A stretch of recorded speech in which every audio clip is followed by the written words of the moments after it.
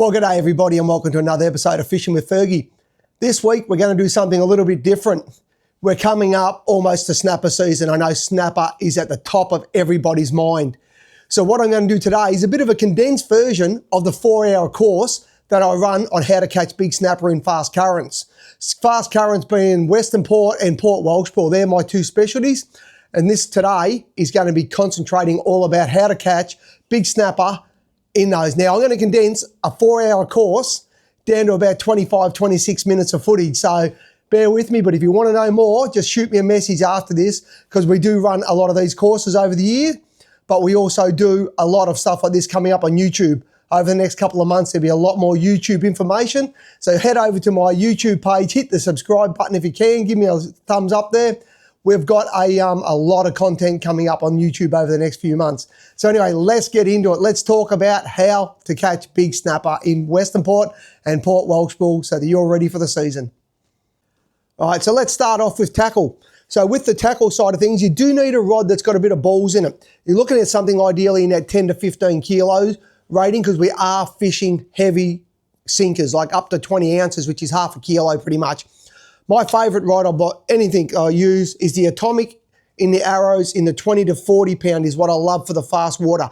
It's comfortable with 4 ounces of lead and it's very comfortable all the way through to 20 ounces. So it can handle it, it can handle the big fish and it can handle the big stingrays and everything else that you catch as a bycatch. So I've got a 7 foot, 20 to 40 pound Atomic rod. Absolutely unbelievable these things are. I matched that up with the Ryobi Furikama 6500 reel. These have been brilliant. I've been using them for a year now, and for a reel that retails for about 190 to 200 bucks, bloody awesome value. I run 30 pound braid on there, and on that braid, because I do want a bit of give in the outfit, because the outfit, the rod is actually fairly stiff, and with braid, you got no give, and you do want a bit of give in the system, particularly when you've got a 20 pound snapper next to the boat going for its last few lunges, or a big 20 or 30 kilo gummy as your bycatch. So what I run, I got 30 pound braid, then I run about 5 meters of 60 pound shock. So whether you use an FG knot or a Bimini twist or a double uni, whatever, join 5 meters of 60 pound mono on there. The reason why I have that is when I'm fighting that fish at the boat and it's right next to the boat and wants to take those last few lunges, I've got mono back onto my reel. So I've got some give in here. That's got a bit of stretch in it and it's the forgiveness. And then I'm light drag at the boat and off we go. So that's the rod and reel that I use. The Furikama 6500, great value at going to see the guys at Complete Angler, Dandenong and Ringwood, they stock those. 30 pound braid, 5 meters of 60 pound shock leader, and of course the Atomic arrow, 20 to 40 pound rod, can't go wrong. That is my tackle. So when that's easy, so the next thing we're going to talk about is hooks. You got two choices on hooks. You've either got your suicide hooks, which is your Gamakatsu octopuses, and if I can get it out of there, it's caught on my guide. With those early season, I do like to run suicide hooks. It's the only time, the early season in Western Port, I'm talking anywhere from sort of July, August through till about October. So I'll zoom in there. I've got a pair of 4.0 hooks, 4.0 octopus. They are snelled about 100 mil apart. And that's what I use for my early season snapper. And I do use the traditional Western Port running rig. I know most people know that I go to paternosters, but early season, I don't mind using that because it's easier to fish a pair of snelled hooks. That's the only time I use suicide hooks for snapper.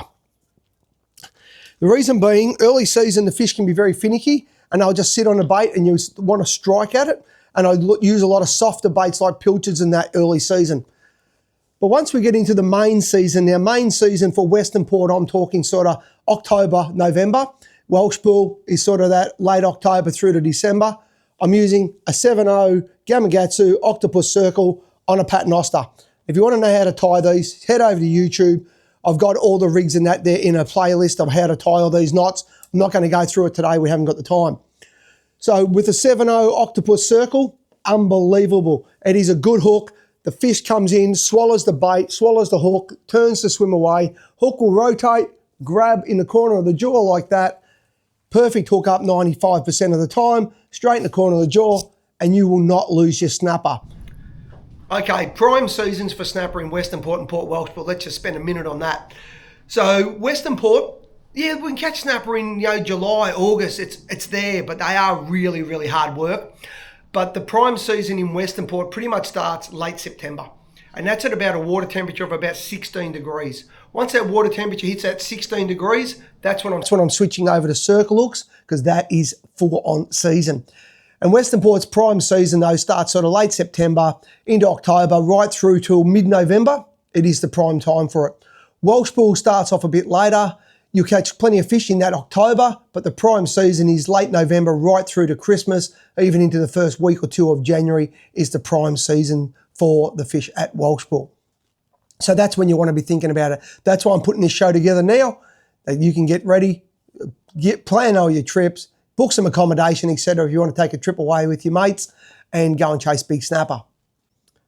Okay, so you've got your gear done, you've tied all your knots, you're going out to look for snapper. What are we going to look for? Let's talk about sounding. When you're out there sounding for snapper, the ideal speed for sounding is somewhere between that 4.5 and 5 knots.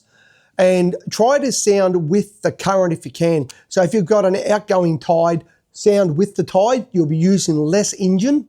So you're not using as many revs, you're getting less electrical interference, etc. back into your system.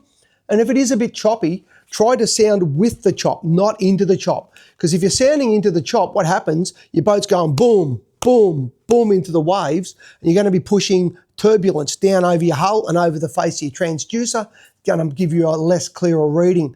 So if you had 1/2 metre of chop and it's a bit, it's blowing 10 or 15 knots, which the snapper unfortunately love that weather, if you're sounding with the chop, you're going to have less turbulence, less noise, and you'll get better sounding returns. And if I can find 2 or 3 arches that are very clear to the bottom, like the ones you're seeing on your screen there now, I'm in 20 metres of water, and you see there's 3 or 4 arches there. See those, how close they are to the bottom? That's what I'm looking for. That means those fish are actively feeding along the bottom, chasing crabs, bits of bait, chewing up cungy, etc. They're the fish we're going to be targeting. Now, how do I look for big fish? Because as you know, I love chasing those bigger 7 to 8, 9 kilo snapper. If you have a look there at the sound picture I've got on the screen, you'll notice on the side there I've got 3 metres zoomed in. You see that arch on the right there? It is really much covering just that full 1 metre. Now, if I get an arch return that is best part of a metre, that's going to be a 7 kilo plus fish. The one fish off to the left there, you'll see it there, it's only about 1/2 metre high. That's probably about a 3 to 4 kilo fish. So I use that zoom feature and I use my depth on the side to look at the sizes of my arches. And if I can sound along and I can see 2 or 3 fish like that on the bottom, or even just one single arch, I'm very, very happy. So that is what I'm looking for. Excuse me. Okay, so you've gone out and you've sounded up. Now, I've got a whiteboard to give you an example here. No good sounding those beautiful big fish if you can't anchor. And anchoring in a current like this takes a little bit of skill. Now, give you an idea. Say I'm driving around, I'm sounding up at my 4 and 5 knots, and I mark a fish here. I'll keep going. I'll mark that one fish. I'll go along. I'll mark another fish. I'll do an arc. I'll come around and do a circle around here and say I've marked another fish here, another fish there, and another fish there. So I've just marked 5 nice fish, and that might be in a 30 to 40 or 50 metre arc. So I'm pretty happy with that. So there is fish here. That's the area I want to fish. So what I do, and I find a pretty good rule of thumb, I will go forward. They're the fish I've sounded. The current's running this way, so that's the way I'm going to anchor. So current there. So that's where I've sounded. So I'm going to come back up current of those fish. And what I'm going to do, say, let's, for example, I'm in 15 metres of water. I've just sounded those fish in 15.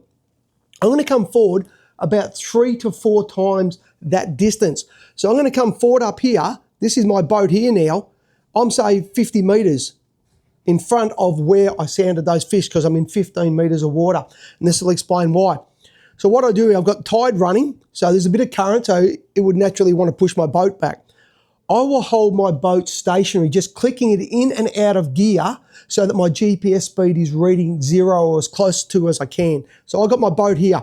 I feed out my anchor.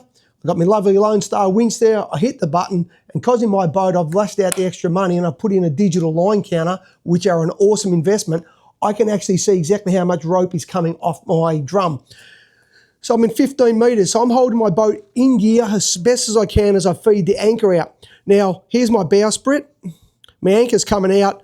What I'm doing, I'm feeding out the anchor, until I see the rope come slack off my bowsprit. Now I know my anchor is sitting on the bottom and the chain sitting flat on the bottom. Then I'll take the boat back into neutral or even a little bit of reverse depending on how fast the current is running. And I will feed out rope, keep feeding out rope until my boat has come back and I'm sitting about, say, here. And that's going to mean I've probably got between 50 to 60 metres of rope out, which is about that whole thing, 3 times the depth. So I've gone forward about 50. I've dropped down 15 metres of rope and chain till I hit the bottom. I've then allowed another 35 to 40 metres to come out. And that has now set me back here, which puts me about 8 to 10 metres off all these fish that I've sounded. Okay? If I'm not happy and say I anchored up right back here, I'll pull my anchor up, reset. So I'm here. So does that make sense? I've come forward, dropped my anchor, held it in gear until I see the rope come slack off here. Then I've clicked reverse or just gone neutral while I'm feeding out more rope until I get back here. Stop. Look at my GPS. The magic number you want to see on your GPS is 0.0. That is your GPS speed, so you know your anchor is holding. And in that current, you will feel the anchor pull up, and it will lock you in. And there, that's the anchoring. So no good going out there, finding all these fish and anchoring, and I've dropped my anchor here. My boat ends up over here, and all those fish were back here. Okay? The other thing I don't want to do is I don't want to come, if I've marked all these beautiful fish here, I don't want to come and drop my anchor in here, because if I do, what I'm going to do, I'm going to spook those fish. So come forward, 3 times the depth, set your anchor, set your boat back here, and then I run my spread of rods. Guess what? All my baits are out here where those fish are swimming around looking for food. And what happens when you do that correctly? You get a buckle and you get yourself a nice bloody big snapper. Okay, guys and girls, now the important thing. Yep, I know I said the other stuff's important, but this is the really important part, bait presentation. If you truly want to catch big snapper, there's one thing I've learned over the years, like your 2, 3, 4 kilo fish, as a rule, they'll eat nearly anything that you put down there. And it is true, you always hear someone threw out a dirty old pilchard that's been defrosted 2 or 3 times and gets a 20-pound snapper. You know, flukes like that can happen. But if you want to do this consistently and catch big fish consistently, one rule on your baits. If you wouldn't eat it, don't put it on a hook. If it's dried up, horrible, freezer burnt, doesn't look good, don't put it on a hook. If you wouldn't eat it, don't give it to the fish, because you know what? Those fish have got the choice of fresher seafood than we have. So as you'll see on some of these slides I'm going to show you, the most important part about it is presentation. So if you look there, now here's an assortment of baits on this slide. You've got some yakkers, King George whiting, etc. there.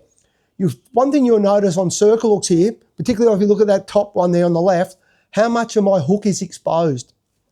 On circle hooks, you do need a lot of gape exposed, because what happens is when the fish swallows that bait, that hook needs to be able to turn freely to grab in the corner of the mouth.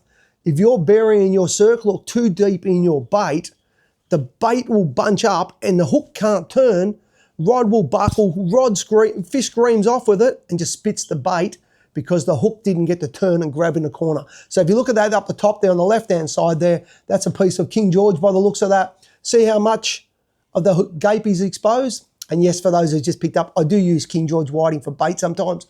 It is exceptionally good bait for big snapper. So got a chunk bait like that. As we move along there, you'll see I've got like a half a small yakker there. Once again, the hook is through the mouth, pinned up through there nicely, and plenty of gape exposed. Then we've got the back section of the yakker hooked in there. And all those baits are sitting symmetrical on the hook and they're sitting centered, that in the current, they will not spin. They will just sit beautifully. Okay, next slide there, we're showing you there some earlier season stuff. Like on the left up there, that squid ring's got a pair of 4 O's in it. Now you see they're snelled, and the couple of things you've got to pick up on your presentation here. The top hook is your toe point. It's holding that bait that's in the top corner there, really nice and tight. And then you'll see the second hook is just down the bottom of the bait. But the big point here is the line between the top hook and the bottom hook is actually got a loop in it. It's loose. If you have that line tight, what will actually happen, it will become a tight point between the 2 hooks and it will cause the bait to kink and then the bait will spin. So make sure you've got enough line between your top and your bottom hook when you tie a snell to allow to have that slack line. Now, while we're talking baits, one other thing, people talk about, there's an old saying, big bait, big fish. Well, you know what? Big bait, big fish, yeah, it can work.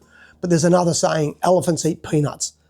Most of these beautiful big snapper that I've got on the wall here, actually every one of these 20 pound plus fish on the wall here have all been caught on actually fairly small baits. So remember, elephants will eat peanuts. Okay, just spend a couple of minutes just here on boat setup and rod angles, etc. These are some of the common mistakes. I get in boats, I do guiding, where I come on your boat and teach you all this. So if you want to know about it, send me a message, say, Fergy, what's involved? How do I get a day on the water with you to fine tune this and learn all these 1%ers? Common mistakes I see a lot are rod holders. People that get in boats, rods are standing up in the air like this. I absolutely hate it. It doesn't work for particular circle hooks. You want your bait, your rod sitting fairly flat to the water like that, horizontal to the water, so that when a fish grabs it, it just bends the rod over like that. The tip folds away, which then loads up the strength, pulls back, sets the hook, and we're on. I hate seeing them sticking up in the air. Nets, go and do yourself a favour. Go down to Complete Angler, walk in there and buy a good quality net. A good net's going to cost you $100, no ifs or buts. But I tell you what, you try and net a big gummy, a big schoolie, or one of these 20-pound snapper on those little, $25, $30 nets you buy at BCF or whatever, it's going to end in disaster. And so many people will tell you how they've lost the fish of their lifetime, and it's always lost next to the boat. The net's too small, the net's just not built for the job, and it's not strong enough. Go and buy. I use Gaffman products. Gaffman are unbelievable. They are really, really good nets. I put a 30-kilo gummy into one of those a few months ago solo, and the thing didn't even bend at all. They are beautiful. So buy a bloody good net. Otherwise, you're going to cry when you've got a metre-long snapper and you've got a net that's this wide and this deep, and you're thinking, how the hell am I going to get this snapper in the net? And you're going to lose it. So there we've covered sounding, anchoring, bait presentation. We've covered pretty much a lot of it, hasn't it? You know what? Let's show you next what happens when it all comes together. And yep, in this little clip, I'm a bit excited, but I think you'll understand why I'm excited. So let's watch this clip and see why Fergie's excited. You know what? Let's show you next what happens when it all comes together. And yep, in this little clip, I'm a bit excited, but I think you'll understand why I'm excited. So let's watch this clip and see why Fergie's excited and what happens when you put it all together. Bait presentation, anchoring. In this clip, I'll tell you, I'd slept on the boat all night long. This is first thing in the morning, woke up, pulled the anchor, had a sound around, made sure I was still on fish, dropped my anchor perfectly, marked 3 big arches, dropped the anchor perfectly like I showed you on my diagram. Fresh baits out there. This was a King George whiting chunk. You do not forget times, everything about when you catch these big fish. King George whiting chunk, probably 30 mil wide, pinned on a 7.0 Gamakatsu octopus circle. And this is the first bait in the water for the morning. Watch what happens. Oh my God!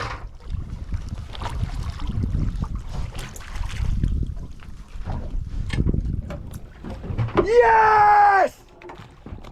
Oh my God, oh my snapper. That's a 20 pounder, it's gotta be. This is a big fish. If this doesn't go 20 pound, I'm telling you it's bloody close.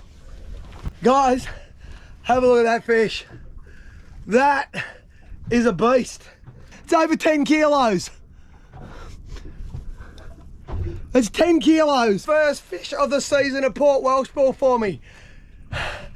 And it cracks 20 pound. Yep, how cool was that? Yeah, you're right.